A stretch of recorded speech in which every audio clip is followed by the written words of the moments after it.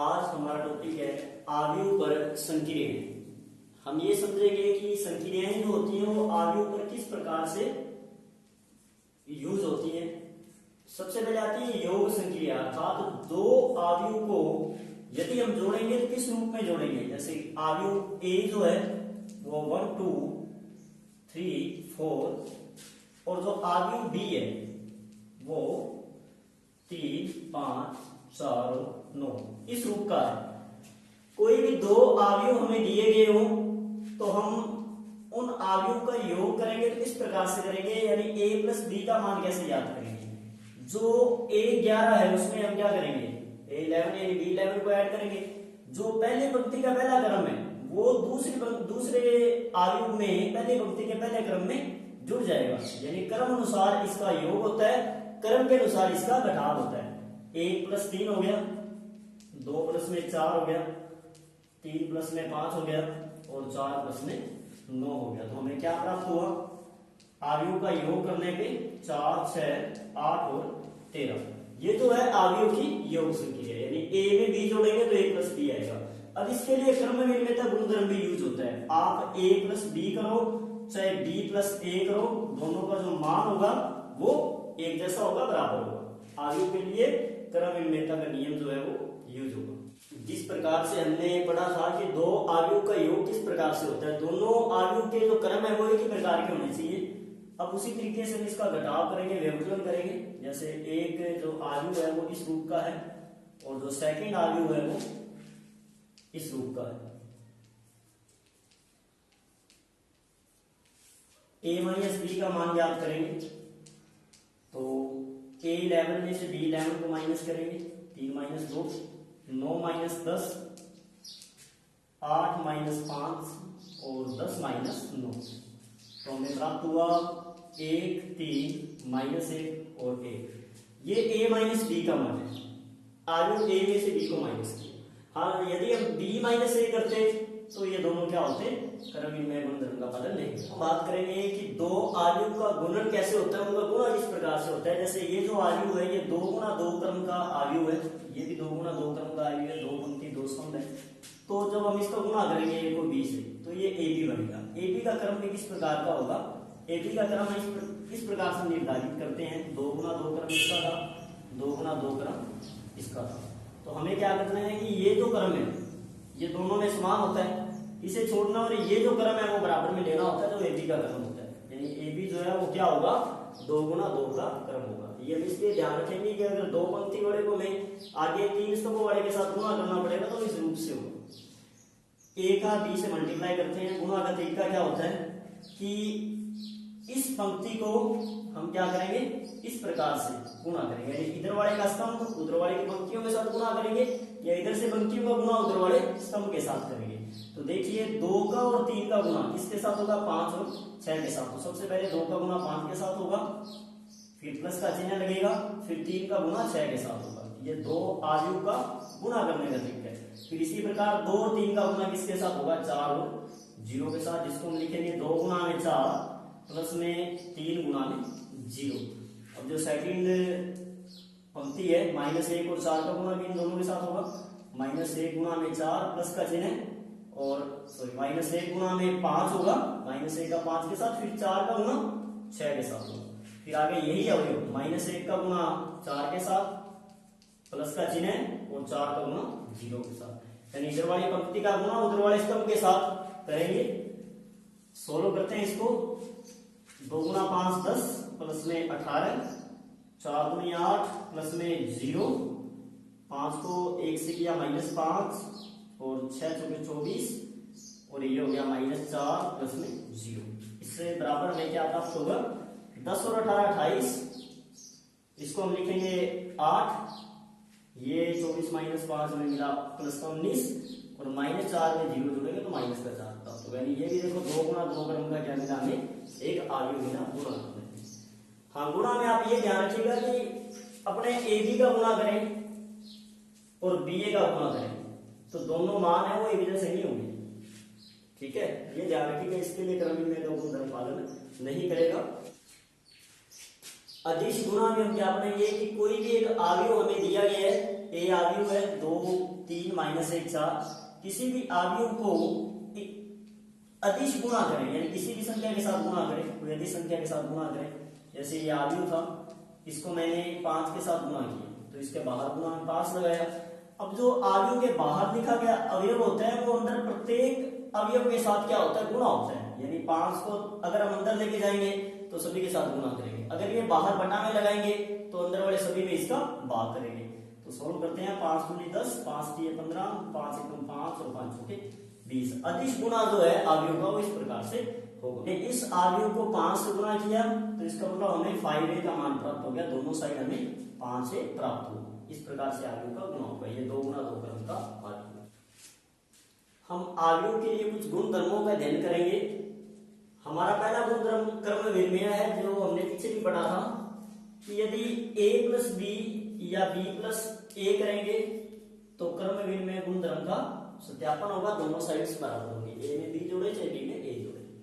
सहचर्यता क्या होता है कि कोई 3 अवयव है a b और c, हम क्या करें, a और b अवयव को जोड़ने के बाद अवयव c को उसमें जोड़ें, या फिर ऐसे करें कि पहले b और c अवयव को जोड़ें और उसके बाद में अवयव a को जोड़ें, तो दोनों मान क्या होंगे, बराबर होंगे। इस उदाहरण के द्वारा भी हम समझ सकते हैं।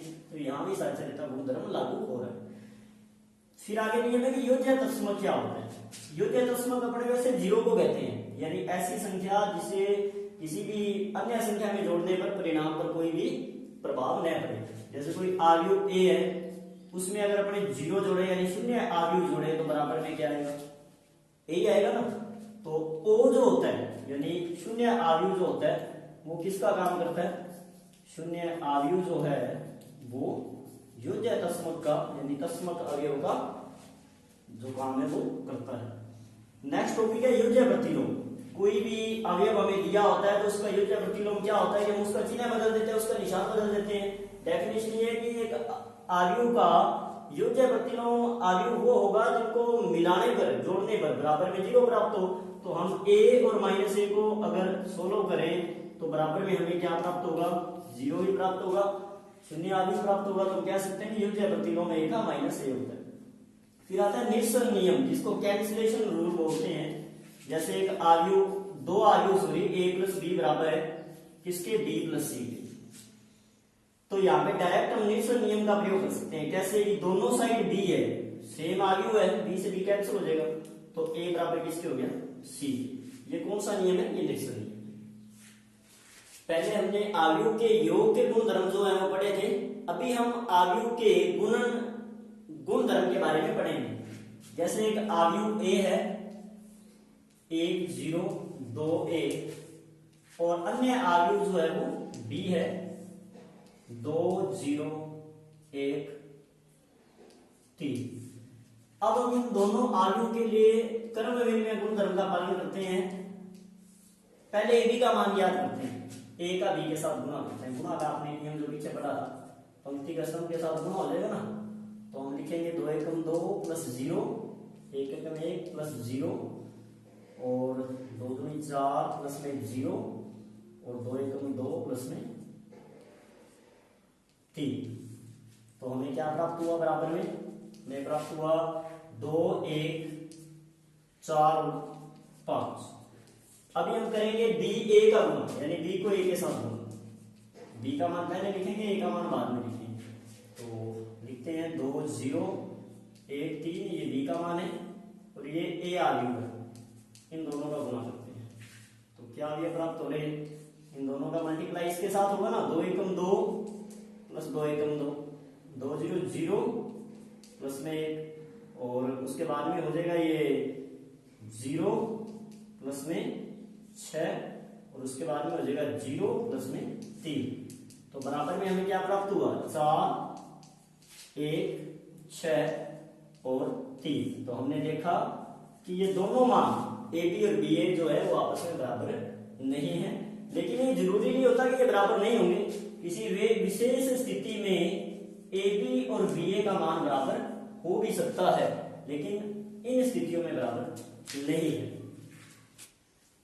कोई भी 3 अवयव है तो उसके लिए सहचर्यता का गुण धर्म पालन करेगा, सहचर्यता का गुण धर्म उसके लिए लागू होगा। जैसे ए बी सी है तो हम ए बी का गुणा करके उसको सी के साथ गुणा करें, या बी और सी का गुणा करने के बाद में उसको ए के साथ गुणा करें, तो ये अवयव जो है वो बराबर होंगे, अवयव जो है वो बराबर। फिर हम पढ़ते हैं गुणनतस्मक के बारे में। गुणनतस्मक क्या होता है? जैसे हमने योजनतस्मक में पढ़ा था कि एक ऐसा अवयव जिसको हम अवयव ए में जोड़ेंगे तो कोई अवयव प्राप्त हो, तो वो शून्य अवयव था। लेकिन यहाँ पे हमने पढ़ा कि गुणनतस्मक क्या है। गुणनतस्मक का मतलब है कि कोई भी एक अवयव ए है, जैसे मान लीजिए ये ए अवयव, इस अवयव को किसके साथ गुणा करें, ठीक है, जिससे अपने को यही मान दोबारा प्राप्त हो। तो इसके लिए हम क्या पढ़ेंगे कि इकाई अवयव जो होता है, आई का जो काम करता है, आई ए, इकाई जो अवयव होता है वो क्या होता है? तत्समक अवयव होता है, गुणनतस्मक होता है। तो आई ए का मल्टीप्लाई करने के लिए हमें क्या मिलेगा? ए ही मिलेगा।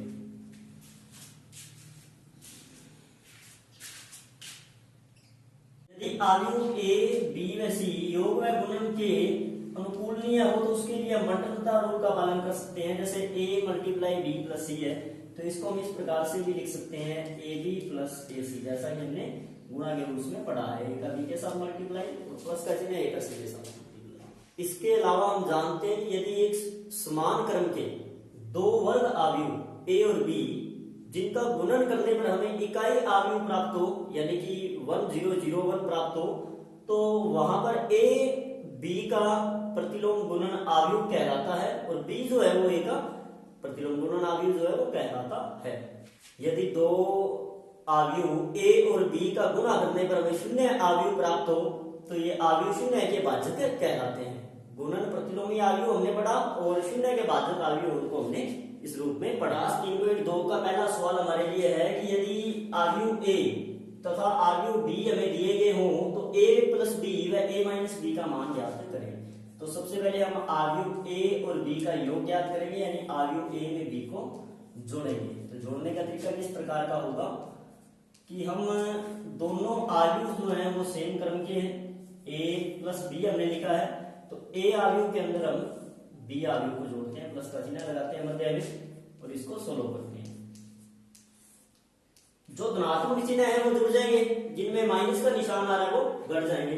सबसे पहले a11 और b11 को सोल्व करते हैं। -3 और +3 बराबर में हमें मिलेगा 0, क्योंकि 3 - 3 0 होता है। 2 + 5 हो गया 7, 1 - 2 हो गया -1, 1 - 1 0 प्राप्त होगा। -4 और 4 को जब हम जोड़ेंगे तो भी 0 प्राप्त होगा। 7 - 2 हमें 5 प्राप्त होगा। तो ये a प्लस b का मान है। इसी प्रकार हम a माइनस b का भी मान ज्ञात कर सकते हैं। इसके लिए हमें बस मध्य चिन्ह जो है वो माइनस का यूज करना है, प्लस का यूज नहीं करना।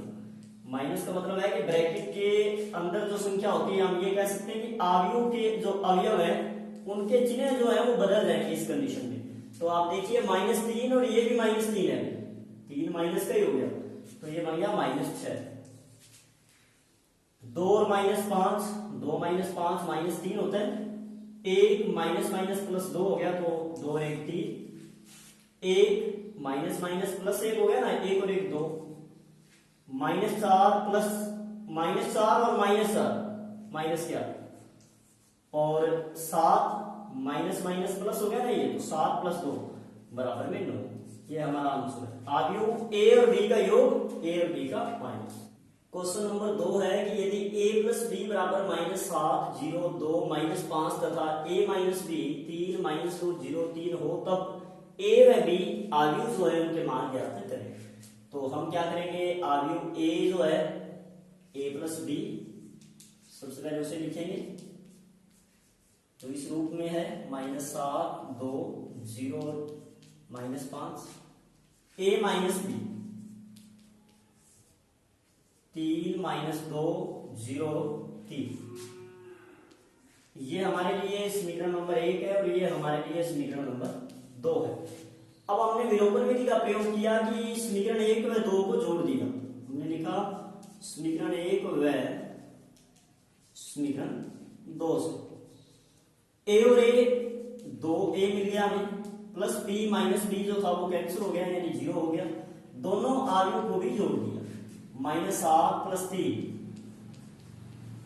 0 - 2 2 + 0 ऋणात्मक संख्या को प्लस माइनस बना देता है। और -5 + 3, तो हमें प्राप्त हुआ -7 में से 3 गया -4, -2 + 2 और -5 में से 3 गया -2। अभी यहाँ 2a है बट हमें a का मान चाहिए, तो जो गुना वाला 2 है वो इधर जाके बटा में होगा, यानी 1/2 हो गया। अब हम क्या करेंगे, या तो ये समझ सकते हैं कि सभी अवयवों में 2 का भाग देंगे और या उसमें से कॉमन लेके से कैंसिल कर सकते हैं। तो 4 में 2 का भाग लिया हमने तो -2, फिर यहाँ -1, यहाँ पे +1 और यहाँ पे -1, ये हमें a का मान मिला। अब ये जो a का मान है उसको हम क्या करेंगे, यहाँ समीकरण 1 में रखेंगे और पक्षांतरण करेंगे जिससे हमें b का मान प्राप्त होगा। a का मान मैंने समीकरण 1 में रखा, a को रिमूव करके हमने पुट किया -2, -1, 1 और -1, प्लस का साइन, आगे b है और राइट हैंड साइड में हमें मिला है -7, 0, 2 और -5। अभी हम अवयव b को ज्ञात करेंगे, पक्षांतरण करेंगे तो राइट साइड में जाके ये मान इसके साथ माइनस में हो जाएगा, तो हमें क्या प्राप्त होगा, हमें ये मान प्राप्त होगा -2, -1, 1 और -1। अभी इसे हम क्या करेंगे, प्राप्त करेंगे। -7 और +2 हो गया यानी -5, 0 + 1, 1, 2 -1, 1, -5 + 1, -4। तो आयु a और b जो है वो हमें इस प्रकार से प्राप्त हुए। क्वेश्चन नंबर 6 थोड़ा अलग प्रकार का क्वेश्चन है, इसे हम हल करेंगे। यदि f(x) का मान cos x - sin x 0, sin x cos x 0, 0, 0, 1 हो तो सिद्ध करें fa.fb = fa + b होगा। सबसे पहले हम f(x) से fa का मान ज्ञात करेंगे, अर्थात x की जगह a पुट करेंगे। cos a sin a 0, sin a cos a 0 और 0, 0, 1 जो है वो हमें प्राप्त होगा। fb का मान हम ज्ञात करेंगे, x को रिमूव करके b पुट करेंगे, cos b sin b 0, sin b cos b और 0, 0, 0, 1। fa और fb का मान आने के बाद में हम fa + b का मान भी ज्ञात कर देते हैं कि fa + b रखने में हमें कैसा अवयव चाहिएगा। x को हटा के हमने a + b लिखना है तो हमें मिला cos a + b, sin a + b 0, sin a + b cos a + b 0 और 0, 0, 1। अभी हम क्या करेंगे, लेफ्ट हैंड साइड को हल करेंगे, LHS को और RHS को बनाएंगे। लेफ्ट हैंड साइड को हम हल करते हैं LHS, left hand side fa.fb, यानी इन दोनों का मल्टीप्लाई करते हैं। पुनः हम इसे लिखते हैं cos a sin a 0, sin a cos a 0 और 0, 0, 1। सेकंड जो है fb, उसका जो मान है वो इस प्रकार है cos p sin b 0, sin b cos b 0 और 0, 0, 1। अभी इन दोनों साइड्स का हम गुणा करेंगे, इसे मल्टीप्लाई करेंगे। लेफ्ट हैंड साइड के दोनों अवयव का गुणा जो है वो कुछ इस प्रकार से होगा, इस पंक्ति का इस स्तंभ के सापेक्ष हम गुणा करेंगे। तो सोलो करते हैं गुणा करना, cos a cos b sin a sin b, और जब हम 0 का 0 से गुणा करेंगे तो 0 आएगा, जिसे हम लिख के शो नहीं करेंगे। इसके बाद में इसी पंक्ति को हम आगे वाले स्तंभ से गुणा करेंगे, cos a को sin b से, तो क्या बनेगा -cos a sin b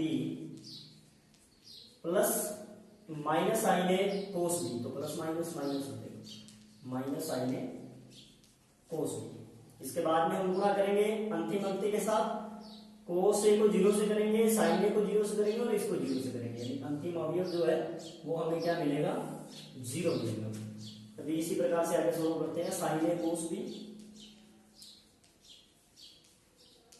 और फिर आएगा sin a sin b, sin a cos b plus में cos a sin b, पहले वाला सूत्र बदल गया। सेकेंड टाइम आएगा साइन ए को गुणा करेंगे तो माइनस साइन ए साइन बी, और कोस ए कोस बी अवयव जो है वो प्लस में, और अंत में क्या आ जाएगा फिर जीरो, क्योंकि जीरो इसको मल्टीप्लाई करेंगे ना, जीरो के साथ इसको भी, जीरो के साथ इसको, वन के साथ इसको, टोटली जीरो हो जाएगा। फिर अंतिम अवयव देखो आप, 0 0 1 मल्टीप्लाई किया तो जीरो आया, फिर 0 0 1 को मल्टीप्लाई किया तो जीरो आया, और फिर 0 0 1 को मल्टीप्लाई किया 0 0 1 के साथ तो 1 1 यानी बाकी कैंसिल हो गए। अभी यहाँ सूत्र का प्रयोग करते हैं। कोस ए कोस बी माइनस साइन ए साइन बी, आपने त्रिकोणमिति में पढ़ा था, ये किसका सूत्र था, कोस ए प्लस बी का सूत्र था। उसके बाद में हमने देखा कि इन दोनों में माइनस का जो साइन है वो कॉमन आ रहा है, अगर माइनस का साइन कॉमन ले तो ये अवयव प्लस में होंगे, और ये त्रिकोणमितीय सूत्र है साइन ए प्लस बी। इसी प्रकार से ये साइन ए प्लस बी का फॉर्मूला है, हमने कक्षा 11th में पढ़ा था। इसमें कोस ए कोस बी माइनस साइन ए साइन बी, यानी पहले वाला अवयव ही आगे पीछे लिखा हुआ है, सूत्र वही यूज हो जाएगा, कोस ए प्लस बी, ये जीरो हो जाएगा, ये 0 0 1, तो बराबर में हमें मिल गया एफ ए प्लस बी, यानी जो एक्स का अवयव है, ध्यान से देखिए आप, वो ए प्लस बी के रूप में है। अभी आपको क्या करना है कि अभ्यास 3.2 के जो बाकी प्रश्न है वो हल करके देखने हैं। किसी भी क्वेश्चन में आपको डाउट हो, समझ में नहीं आए, या इससे रिलेटेड कोई आपको बात पूछनी हो, तो हमारे YouTube लिंक के अंदर हमने अपना कॉन्टैक्ट नंबर या व्हाट्सएप नंबर या मेल, जैसे भी आपको ठीक लगे आप हमें सूचित कर सकते हो। धन्यवाद।